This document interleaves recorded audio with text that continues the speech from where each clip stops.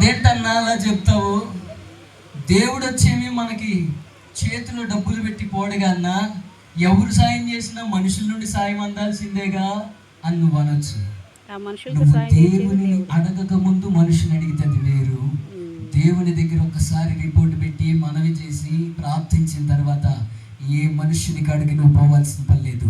ఆ మనిషిని నీ యొద్దకు పంపిస్తాడు. చప్పట్లు కొట్టి ప్రభువుని. ఆ వ్యక్తి నీ దగ్గరికి వచ్చి రాజీ పడతాడు. ఆ వ్యక్తి నీ దగ్గరికి వచ్చి తలవాలుస్తాడు.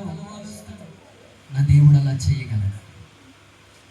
అశ్షూరీయులు హిజ్కియా మీదకి, ఇశ్రాయేలీల మీదకి యుద్ధం చేయడానికి వచ్చి సైన్యాధిపతి అయిన రబ్షాకే అని అశ్షూరు రాజు పంపిస్తే పేపర్ మీద రాసుకుని వచ్చి, వీడు ఒక దేబ్రేగాడు, గుర్తుండదండి వీడికి, పేపర్ మీద రాసుకుని వచ్చి, ఇదిగో మా రాజు మీ రాజ్యాన్ని ఎట్ట చేస్తాడంట, అలా చేస్తాడంట, ప్రాకారాలు కూల్చేస్తాడంట, చిన్నపిల్లల్ని నరికేస్తాడంట, గర్భంతో ఉన్న వాళ్ళని పొట్ట మీద కాలేసి తక్కేస్తాడంట, ఏంటి ఖండం చేసేస్తాడంట, అదంట ఇదంట అంటే జనులందరూ